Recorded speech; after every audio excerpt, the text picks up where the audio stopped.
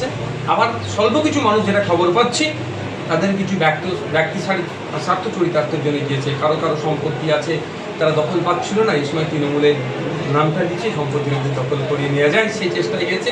আর তবে আমি একটা জিনিস ভেবে পাচ্ছি না, যারা যাচ্ছেন তাদেরকে তো বলা হচ্ছে পদ দেবে, সরকার সাহেব কত পদ দেবেন? আরাবুল সাহেবের বেশি হয়ে যাচ্ছিল বলে, মানে পদ কম লোক বেশি হয়ে যাচ্ছিল বলে আরাবুল সাহেবদেরকে দীর্ঘদিন জেলের মধ্যে আটকে রেখেছে, যেটা শুনছি। একাধিক জনকে জেল খাটাবার আরো প্ল্যান করছে। তাহলে যারা আইএসএফ ছেড়ে যাচ্ছে তাদেরকে পদ দেবে? পদের জন্য আগামী দিনে এদের আবার লড়াই হবে না তো? এই মুহূর্তে গোটা রাজ্যে 10 থেকে 11টা বিধানসভা মানে শূন্য। ইতিমধ্যে ঘোষিত হয়েছে 4টে বিধানসভার উপনির্বাচন হবে, সেখানে আইএসএফ প্রার্থী দেবে কিনা?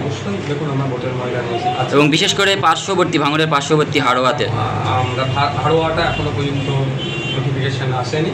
টোটাল 10টা শূন্য হয়ে আছে, 4টে নোটিফিকেশান হচ্ছে। সেই 4টের মধ্যে কটাই আমরা কন্টেস্ট করবো আমাদের আলোচনার সাপেক্ষে। আজকেও আমাদের একটা রাজ্য স্তরের অনলাইনে আলোচনা আছে, সেখান থেকে একটা ওয়ে আউট করা হবে।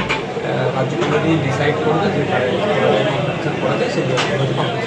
উপনির্বাচনে বামেদের সঙ্গে কোনো প্রকার জোটের সম্ভাবনা আছে কিনা? দেখুন, আমরা সবসময় বলছি যে আমরা জোট থেকে বেরিয়ে যাওয়ার পক্ষে নয়। আমরা চেয়েছিলাম এই নির্বাচনে, লোকসভা নির্বাচনে বাম, কংগ্রেস, আইএসএফ ঐক্যবদ্ধ হয়ে বিজেপির মধ্যে সমঝোতা করি। কিন্তু প্রথমেই কংগ্রেস বেরিয়ে গিয়েছিল, তারপরে বামেরা যে সংস্কৃতি দিচ্ছিল আমাদের কাছে সেটা সম্মানজনক লাগছিল না, বা আমরা যেটা চাইছিলাম হয়তো বামেদের সেটা ভালো লাগছিল না। ফলে আমরা আলাদাভাবে লড়াই করেছি। এই উপনির্বাচনে এখনো পর্যন্ত এই ধরনের কোনো প্রস্তাব আসেনি, আসলে বিবেচনা করব। ভাঙড়ের দুই নেতা, বিশেষ করে আরাবুল ইসলাম আর কাইজার আহমেদ নাকি আইএসএফে যোগ দিচ্ছেন, কি বলবেন এটা নিয়ে? দেখুন, ব্যাপারটা হচ্ছে এই ধরনের তো অনেকে আপনার সঙ্গে যোগাযোগ করেছে না। এই ধরনের প্রথম বলে রাখি, এ ধরনের অনেকদিন অনেক খবর ছড়াচ্ছে, তৃণমূলের পক্ষ থেকেও ছড়াচ্ছে, আবার অন্য জেলাও ছড়াচ্ছে। ব্যাপারটা হচ্ছে আইএসএফ এর রাজনীতি একটা মূল্যবোধের রাজনীতি করে। আইএসএফ মারামারি, হানাহানি, হিংসা এই সমস্ত রাজনীতি করে না। যাদের পাস্ট রেকর্ড এত খারাপ তাদেরকে আইএসএফ দলে নেবে কি নেবে না, ভাবনা চিন্তা করবে, এক নম্বর কথা। দ্বিতীয় কথা, আমাদের আপনি যে প্রস্তাবের কথা বললেন, এই ধরনের কোনো প্রস্তাব এখন এসে পৌঁছায়নি। প্রস্তাব এসে পৌঁছায় রাজ্য কমিটি নিশ্চিতভাবে আলোচনা করবে, তারপর আমরা ডিসিশন দেবো। তবে আবারও বলছি, আইএসএফ একটা মূল্যবোধের রাজনীতি করে, আদর্শ নিয়ে এগিয়ে যায়।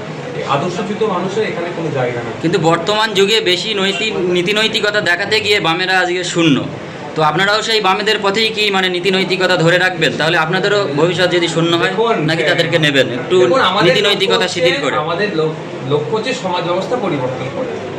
মানুষ ক্ষমতা দিলে, মানুষ বেশি জায়গা দিলে, বেশি ব্যাপকভাবে লড়াইটা করবো গণতান্ত্রিক প্রক্রিয়াতে। মানুষ স্বল্প জায়গা দিলে